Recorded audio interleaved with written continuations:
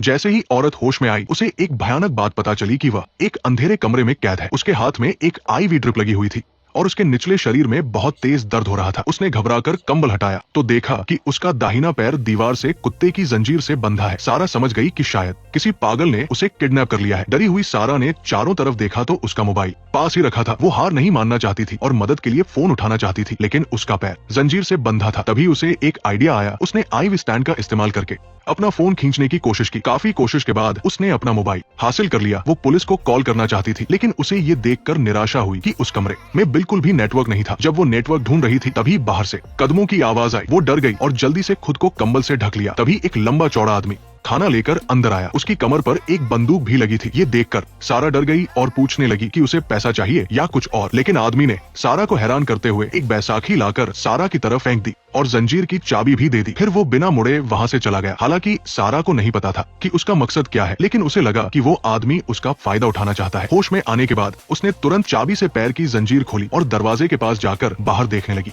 उसे पता था कि ताकत से लड़ना बेकार है, उसे दिमाग लगाना होगा। तभी उसे एक आइडिया आया। उसने तुरंत वो चाबी उठाई और उससे बैसाखी को घिसकर नुकीला बना लिया। फिर वो दरवाजे के पीछे छिप गई ताकि उस आदमी पर हमला कर सके, लेकिन काफी देर इंतजार करने के बाद भी वो आदमी अंदर नहीं आया। तभी सारा की नजर दीवार पर बने वेंटिलेशन पर पड़ी। उसने उसका कवर हटाया, फिर माचिस निकाली और कुछ कपड़ों में आग लगाकर पाइप के अंदर डाल दिया। देखते ही देखते पूरे कमरे में धुआं भर गया और बाहर से किसी के भागते हुए आने की आवाज आई। सारा ने सही मौका देखकर पूरी ताकत से वार किया। जब सारा को दोबारा होश आया तो वो आदमी पास ही बैठा था। सारा ने उससे विनती की कि वो उसे छोड़ दे। सारा को वहाँ से जाने की जिद करते देख आदमी को सच बताना ही पड़ा। उसने कहा कि अब दुनिया खत्म हो चुकी है और बाहर की हवा में खतरनाक जहर फैल चुका है और ये सब एलियंस ने किया है। सारे इंसान लगभग खत्म हो चुके हैं। किस्मत से उसने पहले ही ये बंकर बना लिया था। एलियंस के धरती पर आने से ठीक एक सेकंड पहले उसने एक्सीडेंट का शिकार हुई। सारा को इस बंकर में ला दिया था। उसने सारा को बताया कि यहाँ जिंदा रहना किसी चमत्कार से कम नहीं है। उसे अपनी जान बचाने वाले का शुक्रिया अदा करना चाहिए, न कि हर वक्त शक करना चाहिए। जाते समय उसने सारा को बताया कि उसका नाम डेविड है, डेविड की इन अजीब बातों पर सारा को बिल्कुल यकीन नहीं हुआ। दरवाजा खुला देखकर वो चुपचाप कमरे से बाहर निकली, लेकिन बाहर निकलते ही उसने देखा कि वहाँ बहुत सारा खाना रखा था। वो जगह किसी छोटे सुपरमार्केट जैसी लग रही थी। तभी उसने देखा कि कोने में एक दाढ़ी वाला घायल आदमी लेटा है। उस आदमी ने प्यार से हेलो बोला और बताया कि वो भी दुनिया खत्म होने की वजह से यहाँ छिपा हुआ एक सर्वाइवर है। सारा को अभी भी पूरी तरह यकीन नहीं हुआ। उसे लगा कि वह और डेविड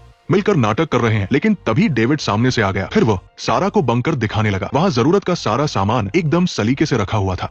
जनरेटर से बिजली आ रही थी और इतना खाना था जो कई सालों तक चल सकता था। इसके बाद डेविड सारा को मेन सेफ्टी दरवाजे के पास ले गया। वहाँ लोहे के डबल डोर लगे थे। सारा ने जल्दी से बुलेट प्रूफ शीशे से बाहर देखा। बाहर एकदम सन्नाटा पसरा था और दरवाजे के पास मरे हुए सुअरों की हालत बहुत खराब थी। अब सारा को डेविड की बातों पर यकीन हो गया, लेकिन तभी पीछे मुड़ते ही उसे डेविड की कार दिखी और अचानक उसे कुछ याद आया कि ये वही पिकअप ट्रक है जिससे उसका एक्सीडेंट हुआ था। सारा तुरंत समझ गई कि शायद ये सब डेविड का ही किया धरा है, लेकिन उसने अपने चेहरे पर ये बात नहीं आने दी और चुपचाप वहाँ से भागने का प्लान बनाने लगी। रात के खाने के समय सारा ने देखा कि डेविड की कमर पर चाबियां लटकी है। तभी उसे एक तरकीब सूझी। वो जानती थी कि डेविड को उसका मार्ग के करीब जाना पसंद नहीं है, इसलिए उसने जानबूझकर मार्ग से बात करना शुरू कर दिया और फिर जानबूझकर उसका हाथ भी छुआ। ये देखकर डेविड को बहुत गुस्सा आया। उसने सारा को दीवार के कोने में धकेल दिया और कहने लगा कि वो कितनी एहसान फरामोश है। उसने उसकी जान बचाई और वो उसी के घर में दूसरे आदमियों के साथ फ्लर्ट कर रही है। जब वो उसे डांट रहा था तभी सारा ने चुपचाप अपना हाथ डेविड की चाबियों की तरफ बढ़ाया। अपना काम हो जाने के बाद सारा शांत हो गई और फिर वे दोनों वापस डाइनिंग टेबल पर आ गए। लेकिन तभी ऊपर से एक कार के इंजन की आवाज आई। सारा समझ गई कि यही सही मौका है। उसने बियर की बोतल उठाकर डेविड के सिर पर मार दी और तुरंत मेन दरवाजे की तरफ भागी। उसने चाबी से लॉक खोला और पहला दरवाजा खोलने में कामयाब हो गई। तभी डेविड भी उसके पीछे पीछे आ गया, लेकिन सही वक्त पर सारा ने दरवाजा अंदर से बंद कर लिया। जैसे ही वो दूसरा दरवाजा खोलने वाली थी, बाहर एक कार आकर रुकी। मदद की उम्मीद देखकर उसने जल्दी से दरवाजा खोलना चाहा, लेकिन तभी कार से एक बुरी तरह जख्मी औरत भागती हुई आई और सारा से दरवाजा खोलने की भीख मांगने लगी। डेविड ने उसे चेतावनी दी कि दरवाजा बिल्कुल मत खोलना। दरवाजा न खुलता देख वो औरत अचानक बहुत गुस्से में आ गई और अगले ही पल अपना सिर जोर जोर से लोहे के दरवाजे पर पटकने लगी। उसकी ये हरकत बिल्कुल ज़ॉम्बी जैसी थी। ये सब देखकर सारा पूरी तरह सुन्न रह गई और उसने भागने का इरादा छोड़ दिया। डेविड ने भी इस बात के लिए सारा को कुछ नहीं कहा और उसे सारी सच्चाई बता दी। उसने मान लिया कि उस रात का एक्सीडेंट उसी की वजह से हुआ था, क्योंकि दुनिया खत्म होने वाली थी, इसलिए वो जल्दी घर पहुंचने के चक्कर में कार तेज चला रहा था और एक्सीडेंट हो गया। उसे इस बात का पछतावा था, इसलिए वो सारा को अपने बंकर में ले आया। उसके दिमाग में कोई गंदा इरादा नहीं था। फिर उसने सारा को बदलने के लिए अपनी बेटी के कपड़े दिए और अपनी बेटी की फोटो दिखाते हुए बताया कि पहले उसका भी एक खुशहाल परिवार था, लेकिन बाद में उसकी पत्नी बेटी को लेकर पेरिस चली गई। अब जब दुनिया खत्म हो रही है तो उसे पेरिस में रह रही अपनी पत्नी और बेटी की बहुत चिंता है। डेविड को अपने परिवार की याद में दुखी देखकर सारा को लगा कि शायद उसने सच में डेविड को गलत समझा था।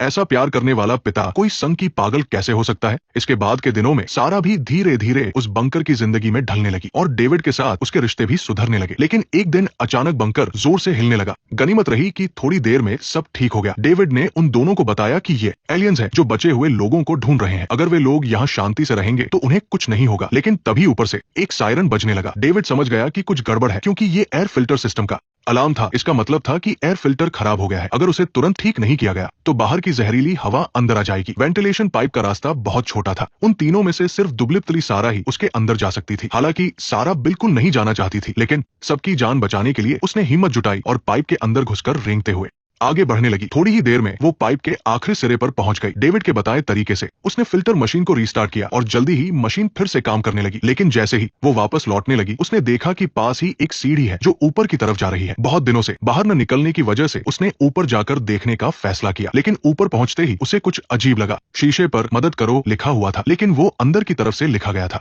क्या डेविड ने यहाँ पहले किसी और को भी कैद किया था? शक होने पर वो नीचे उतरने लगी, लेकिन तभी उसका पैर किसी चीज पर पड़ा। उसने उठाकर देखा तो वो एक ईयररिंग था। वापस आने के बाद उसने तुरंत ये बात मार्क को बताई। उसे शक था कि डेविड ने उस लड़की के साथ कुछ बहुत बुरा किया है, क्योंकि वो ईयररिंग डेविड की बेटी का था। फिर उसने किताब से डेविड की बेटी की फोटो निकाली, लेकिन फोटो देखते ही मार्क का चेहरा पीला पड़ गया। उसने कहा कि ये डेविड की बेटी बिल्कुल नहीं है, बल्कि उसकी बहन की हाई स्कूल की दोस्त है और वह पिछले 2 साल से गायब है। उस समय ये खबर न्यूज में भी आई थी। ये सुनकर दोनों के रोंगटे खड़े हो गए। इसका मतलब था कि डेविड ने ही उस लड़की को यहाँ कैद किया था और फिर उसे बेरहमी से मार डाला। सच जानने के बाद दोनों को लगा कि वे अब चुपचाप यहाँ नहीं बैठ सकते, भले ही बाहर दुनिया खत्म हो गई हो, लेकिन वे इस पागल के साथ नहीं रहना चाहते थे। ठीक उसी समय डेविड वहाँ आ गया। उसे बिल्कुल नहीं पता था कि उसका राज खुल चुका है। रात होने पर सारा ने एक तरकीब सोची। उसने तुरंत मार्क से बात की और कहा कि वे 2 हैजमत सूट बना सकते हैं ताकि बाहर के खतरनाक माहौल से बच सके। ये तय करने के बाद मार्क ने चुपके से एक कैंची चुराई और फिर पानी की बोतलों से गैस मास्क बनाया और सारा ने अपनी नॉलेज का इस्तेमाल करके एक सिंपल सा हैजमत सूट तैयार कर लिया। लेकिन जब उनका काम लगभग खत्म हो गया था, तभी डेविड ने उन दोनों को किचन में बुलाया और उनके सामने एक बड़ा ड्रम खोल दिया। उसने बताया कि इसके अंदर बहुत ही खतरनाक एसिड भरा है। शरीर का कोई भी हिस्सा इसे छूते ही तुरंत गल जाएगा। इसके बाद उसने मार्क के चुराए हुए औजार उस ड्रम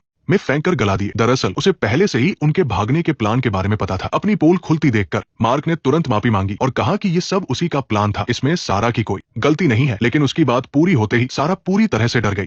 उसे अंदाजा नहीं था कि डेविड इतना खतरनाक इंसान है। अब उसे अकेले ही इस साइको का सामना करना था और डेविड ने भी जल्द ही अपनी असलियत दिखा दी। उसने जल्दी से अपनी दाढ़ी बनाई और सारा के साथ रात बिताने की तैयारी करने लगा। हड़बड़ाहट में सारा ने जोर से लात मारकर एसिड का ड्रम गिरा दिया। फिर उसने एसिड के ऊपर से छलांग लगाई और अपने कमरे में जाकर अपना बनाया हुआ हैजमत सूट ले लिया। जल्द ही एसिड ने बिजली के तारों को गला दिया और तुरंत वहां आग लग गई। ये देखकर सारा तुरंत मेज पर चढ़ गई और सूट को अपने पैरों पर बांध लिया। फिर उसने वेंटिलेशन पाइप का ढक्कन खोला और तुरंत उसके अंदर घुस गई। मशीन रूम में पहुंचने के बाद सारा ने जल्दी से अपना हैजमत सूट पहना और बिना डरे सीढ़ियों की तरफ रेंगने लगी। किस्मत से वो बिना किसी चोट के बाहर आ गई। बाहर श्मशान जैसी शांति थी। होश संभालने के बाद वो कार से भागना चाहती थी, लेकिन कार में बैठते समय उसका सूट गलती से फट गया। डर के मारे उसने तुरंत उस फटे हुए हिस्से पर टेप लगा दिया। उसे लगा कि अब वो भी म्यूटेंट बन जाएगी, लेकिन तभी उसने ऊपर देखा कि आसमान में पक्षियों का एक झुंड उड़ रहा है। सारा पूरी तरह हैरान रह गई। इसका मतलब था कि हवा में कोई जहर नहीं है। फिर उसने धीरे से अपना मास्क हटाया और महसूस किया कि हवा बहुत ताजा है। ऐसा लगता है कि डेविड सफेद झूठ बोल रहा था। बाहर की दुनिया पहले जैसी ही थी, लेकिन तभी दूर से एक अजीब सी आवाज आई। वो तुरंत कार की छत पर चढ़कर देखने लगी। उसने देखा कि कुछ दूरी पर आसमान में एक एलियन स्पेसशिप उड़ रहा था। इससे पहले कि सारा कुछ समझ पाती, बंकर में अचानक एक धमाका हो गया। उस धमाके की आवाज सुनकर एलियन स्पेसशिप भी उसी तरफ आ गया। जब वो करीब आया तो पता चला कि वो एक बहुत बड़ा उड़ने वाला मॉन्स्टर है। सारा तुरंत कार में घुसी और भागना चाहिए, लेकिन डेविड की कार की चाबी कार में नहीं थी, इसलिए उसे उस औरत की कार की तरफ भागना पड़ा। लेकिन उस कार का दरवाजा भी बुरी तरह लॉक था। ये देखकर कि एलियन करीब आ रहा है, सारा पूरी ताकत से पास की एक लकड़ी की झोपड़ी की तरफ भागी। वो औरत वहीं पर मरी पड़ी थी। सारा ने जल्दी से उसकी तलाशी ली और उसे सच में उसके पास से कार की चाबी मिल गई। तभी वो एलियन भी वहां आ गया। सारा ने तुरंत कार का रिमोट दबाया। कार की आवाज से एलियन उस तरफ चला गया। सारा चुपचाप झोपड़ी से बाहर निकली। तभी उसने देखा कि पास के एक घर में रोशनी जल रही है। क्या वहां कोई सर्वाइवर है? लेकिन जब वो पास गई तो देखा कि वो उड़ने वाला मॉन्स्टर घर के पीछे छिपा था। मॉन्स्टर ने तुरंत जहरीली गैस छोड़ी और सारा का पीछा करने लगा। सारा तेजी से वापस भागी और जल्दी से अपना गैस मास्क पहनकर खुद को जहरीली गैस के हमले से बचा लिया। फिर वो वापस कार में आई और कार स्टार्ट करके भागने वाली थी, लेकिन उस मॉन्स्टर ने कार समेत सारा को हवा में उठा लिया। इस खतरे के वक्त सारा के हाथ में एक लाइटर लगा और उसकी नजर पास रखी शराब की बोतल पर पड़ी। उसके दिमाग में तुरंत एक आइडिया आया। उसने बोतल के मुंह में एक न्यूज़पेपर डाला